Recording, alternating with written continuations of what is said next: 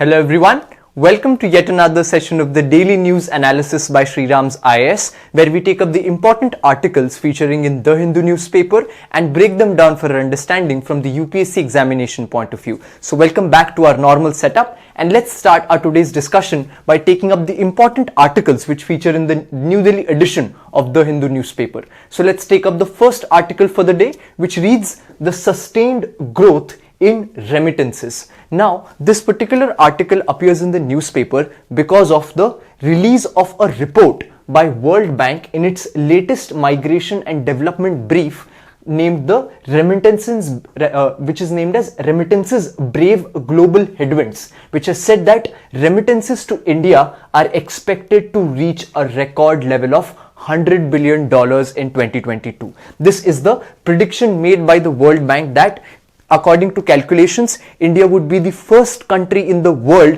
to have a remittance record of $100 billion. So this is a significant news, a big news, and we all know how huge remittance economy and the importance of remittances is for India. So through this report, we'll understand what this report has to say with respect to the remittances coming into India. What exactly is remittance? How does it play a role in Indian economy and Indian society? We'll try to analyze all of this from the examination perspective. So let's start by understanding first what this report has to say.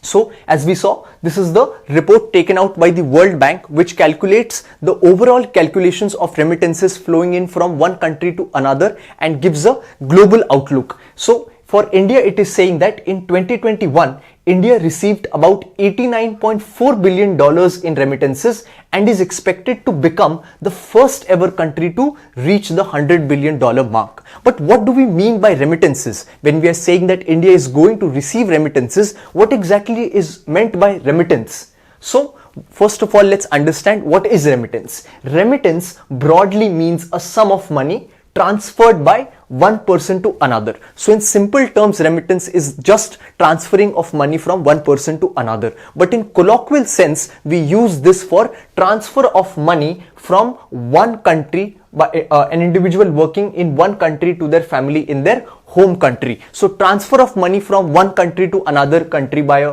person is generally now termed as remittance. So remittances can also be in the form of money sent as payment for a bill.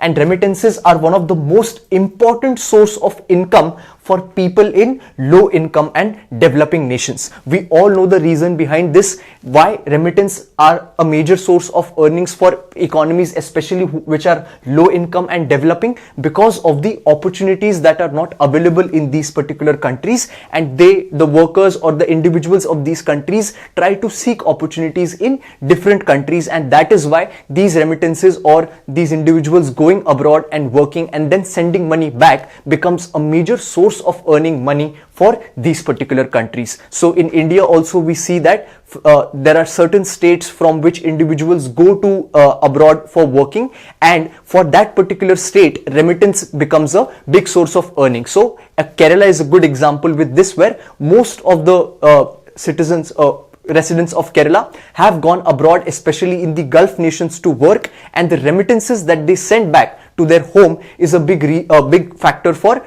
source of income for the state and the families residing in the state. So this is how remittances play a big role. And when it comes to calculating or analyzing with other aspects of investment, so with respect to India, the largest source of remittances have been from Indians working in the Gulf Cooperation Council, so countries, which means that this answers for us where is the remittance or the money that is coming into India, which are the countries wherein the money is flowing most from. So most of the Indians are working in the Gulf Cooperation Council countries. Now which are these countries? These are the Gulf countries such as United Arab Emirates, Bahrain, Saudi Arabia, Oman, Qatar and Kuwait. These countries which are surrounding in the Persian Gulf are known as the Gulf Council countries. This is the organization formed by these particular countries, which is known as the Gulf Cooperation Council. So there are Indians working in these countries,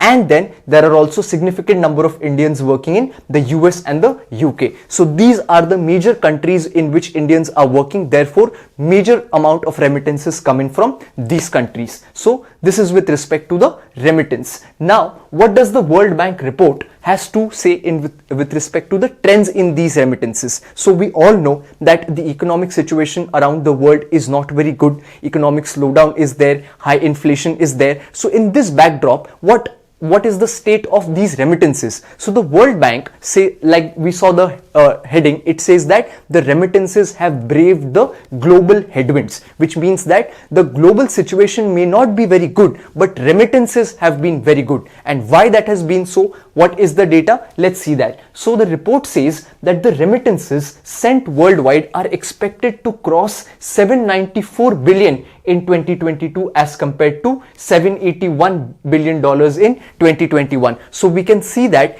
from the last year 2021, the amount of remittances, these are worldwide total remittances, it has increased from $781 billion to 794. So even when the global economic situation is not very good, the amount of remittance has increased, and these trends indicate a 4.9% in 2022 as compared to 10.2% in 2021, which was the highest since 2010.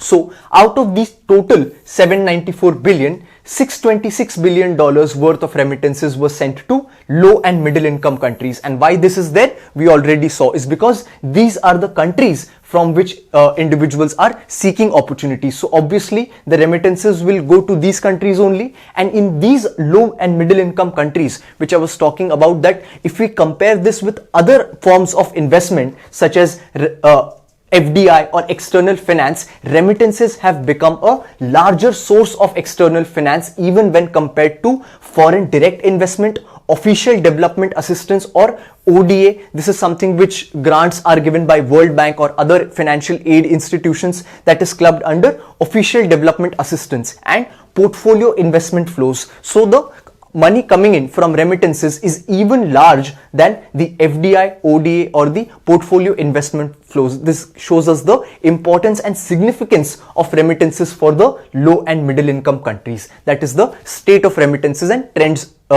which are there. So in all, we saw that even if the global economic situation is not very good, the remittances have shown an increase from the past year. Now let's talk about who have been the top recipients of remittances among the low and middle income countries in 2022. So as we saw from the heading, India is now set to be the highest remittance earner. So India stands at the top, where it is going to achieve $100 billion mark with respect to remittance flow. And the other top 4 countries are something which is important for us from the examination point of view, where question can be asked, which are the top 5 countries in the world who receive the most amount of remittances. So first is India, second is Mexico, China, Philippines and Egypt. These are the top 5 countries which we can have which we can take note of from the examination perspective. So India stands at the top of remittance economy while receiving the largest remittances. Then this is with respect to the amount that is received. If we take countries as a share of GDP, then which would mean that with respect to the country's whole GDP, how much percentage is remittance contributing. So in that sense, the Tonga is at the top of it, where most of the earnings of this particular country is done by remittances. So we can take note of this as well. Now, when we saw that this is the trend, what are the reasons then for the sustained growth in these remittances?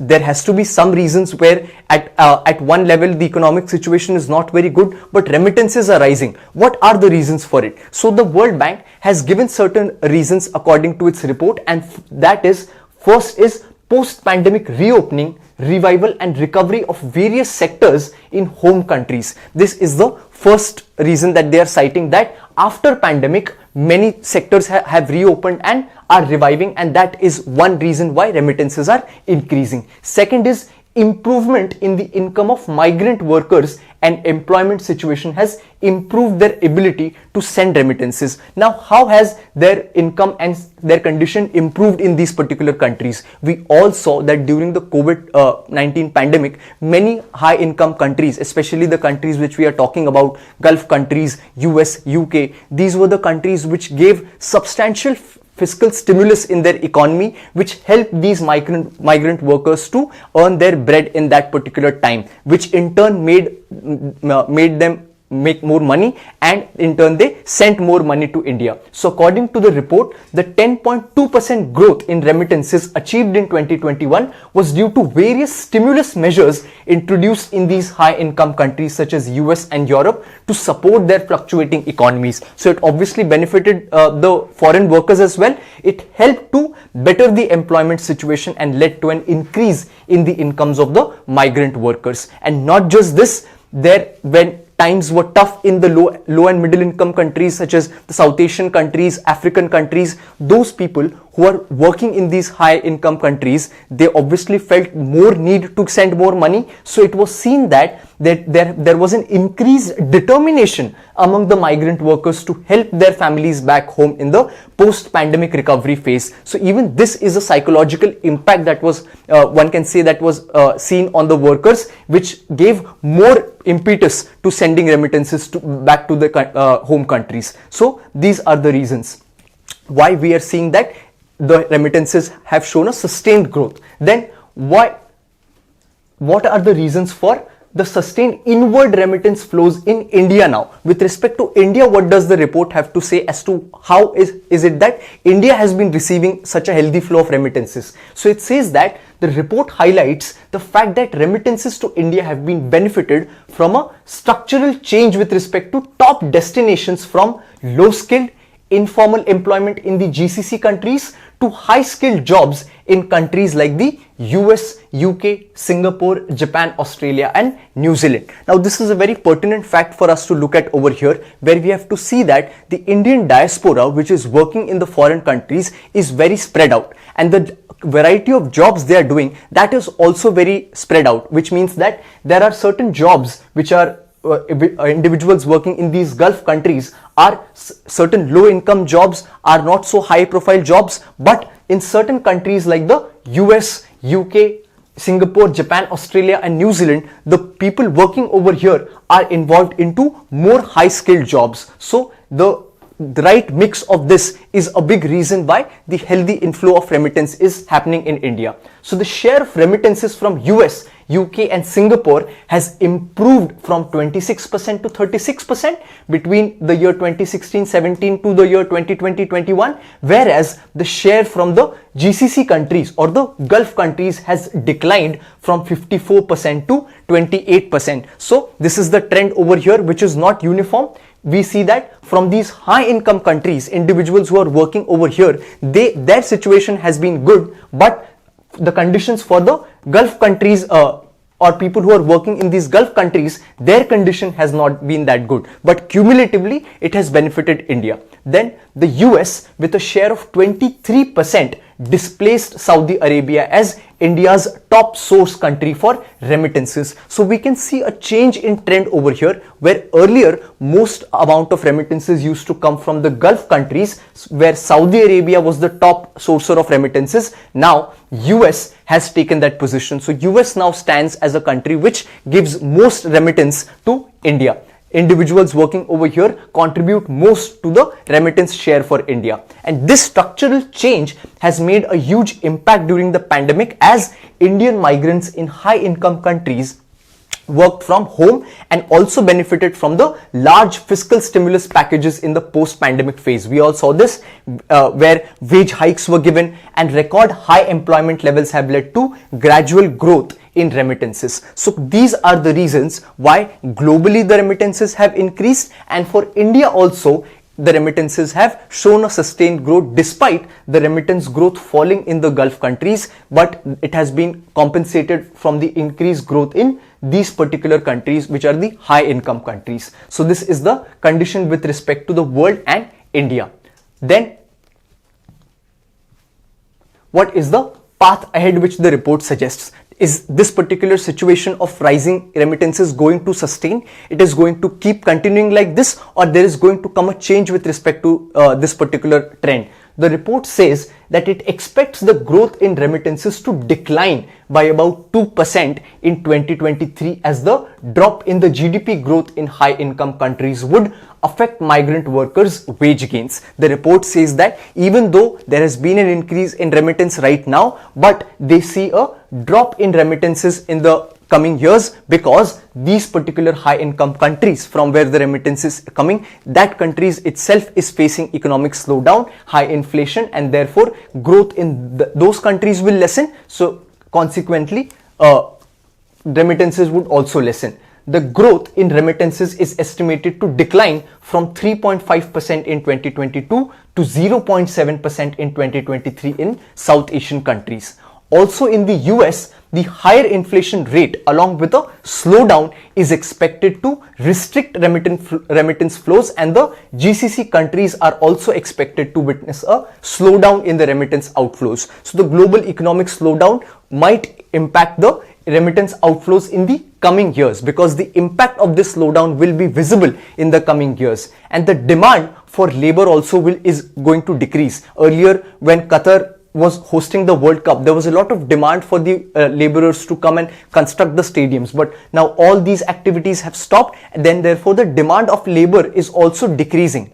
So this is the disadvantageous aspect, one can say, where the growth is going to decline for remittances. But despite this global trend, remittances to India are expected to grow by 4% in 2023 as a large percentage of Indian migrants are earning relatively high salaries in developed countries, and their salaries are expected to be more resilient than those of the lower wage migrants in the Gulf countries. So in all, the situation for India looks good simply because of the fact that Indians who are residing in US and UK are in a good position. The profile that they hold in terms of their work is quite good, and their income is also quite good. Therefore, the remittance is expected to grow by 4% for India. So this was the snapshot with respect to the World Bank's report with respect to the remittance flow, how India stands in this position, why India is gaining from this particular position, and why remittance becomes a very important aspect of Indian economy. So we finish this article over here, and with this let's move on to our next article for the day. The next article which appears in the newspaper reads, Aam Aadmi Party to turn national party. Kejriwal says will conquer Gujarat fortress next time. Now we all know that this article appears in the backdrop of the results of the Gujarat elections and the Himachal elections coming in, wherein Himachal elections is seeing Congress in the lead, and Gujarat election is seeing a landslide victory by the Bharatiya Janata Party. But here the Aam Aadmi Party has given us an aspect of question with respect to the UPSC point of view, where it is going to achieve a national party status. This is what becomes important for us from the examination point of view, where we need to understand what is a national party, when exactly does a state party or a regional party turn into a national party, what are the conditions according to the Election Commission's rules, and once they turn into it, what are the criteria, and what then are the privileges and powers that they get after turning into a national party. So we'll take a look at all of these points with respect to the examination point of view. So first, what are the conditions then for a political party to get recognition as a national party?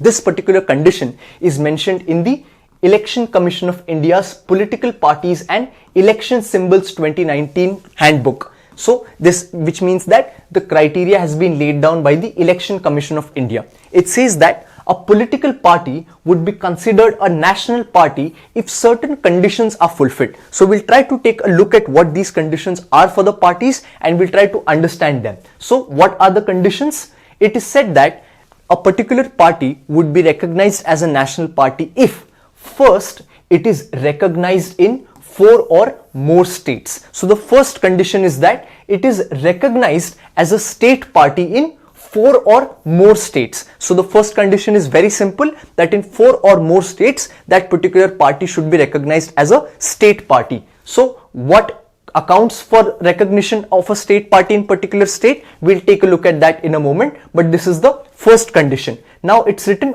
or, which means that any of the three conditions can be fulfilled and that particular party can get a national party status. So either this the party can achieve where in 4 or more states it gets recognized as a state party, or if its candidates polled at least 6% of total valid votes in any 4 or more states in the last Lok Sabha or Assembly election and has at least 4 MPs in the Lok Sabha polls. Now this is a condition which we should understand, where the second condition is that if, let's say, if this is not being fulfilled, where they are not able to get recognized as a state party in 4 or more states, the other condition which is there for them is that the candidates of that particular parties should secure at least 6% of the total votes in either the Lok Sabha elections or the Assembly elections, and that also should be spread out for 4 or more states. So they have to take 6%,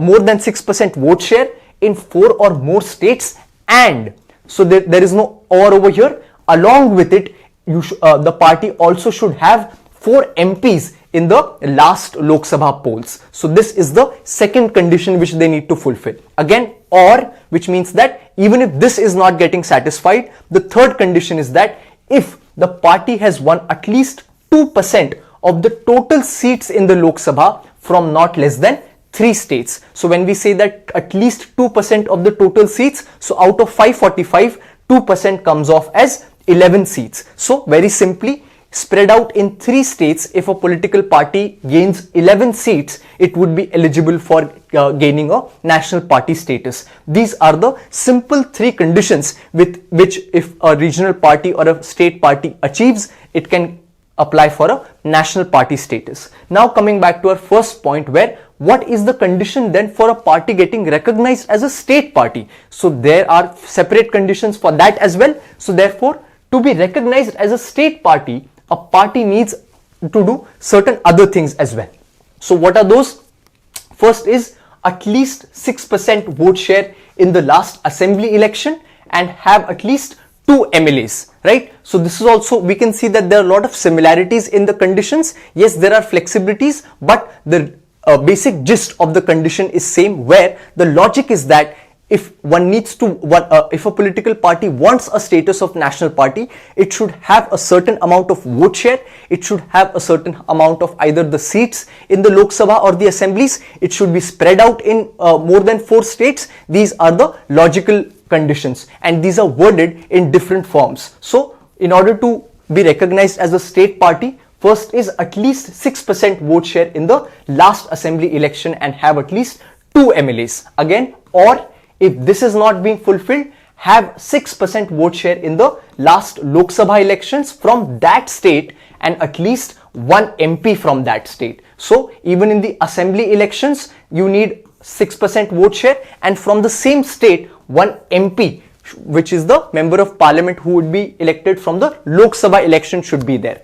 Or again, or even if these conditions are not fulfilled, the second condition is that at least 3% of the total number of seats or 3 seats, whichever is more, in the last assembly elections, or at least 1 MP for every 25 members or any fraction allotted to the state in the Lok Sabha, or have at least 8% of the total valid votes in the last assembly elections or Lok Sabha elections from the state. So these are the nitty-gritties for being recognized as a state party. Not necessary that we remember this, but this condition which is there for being recognized as a national party, this should be recognized where it should be recognized in 4 or more states, or its candidates get 6% more than 6% vote share in 4 or more states in last Lok Sabha or assembly election and has at least 4 MPs in the last Lok Sabha, or it simply gets 11 seats spread out in 3 states. These are the basic conditions for a political party to get recognized as a national party. Now let's talk about what powers or privileges one party gets after becoming a national party. So there are certain privileges that a national party gets over other regional and state parties, and first very important one is that that party is entitled to a reserved symbol for its candidates contesting from across the country. Now, this is a very important privilege that a party gets because a political party is often recognized with its symbol, and therefore the symbol is a very important icon for that particular party. And when it becomes a national party, that symbol is reserved for that party. So that is the first privilege that it gets. Second is the candidates from a national party require only one proposer to file their nominations and are entitled to 2 sets of electoral rolls free of cost. The people who are, or the candidates who are not coming from a national party require 2 proposers, and candidates from national party are requiring only 1 proposer. And then the third privilege is that national parties get dedicated broadcast slots on public broadcasters such as Doordarshan and All India Radio during the general elections. So if you have a status of national party, there would be a dedicated broadcast slot for your political party. And then the political parties are entitled to nominate star campaigners during general elections. So this privilege of nominating a star campaigner for a political party is again given to only the national parties, and a national party can have maximum of 40 star campaigners, while a registered unrecognized party can have maximum of 20 star campaigners whose travel and expenses are not accounted for in the election expense account for the candidates. These are the major privileges which the national party receives when it gets the status of this particular national party. Now, the question is then, how many parties in India have the status of national party?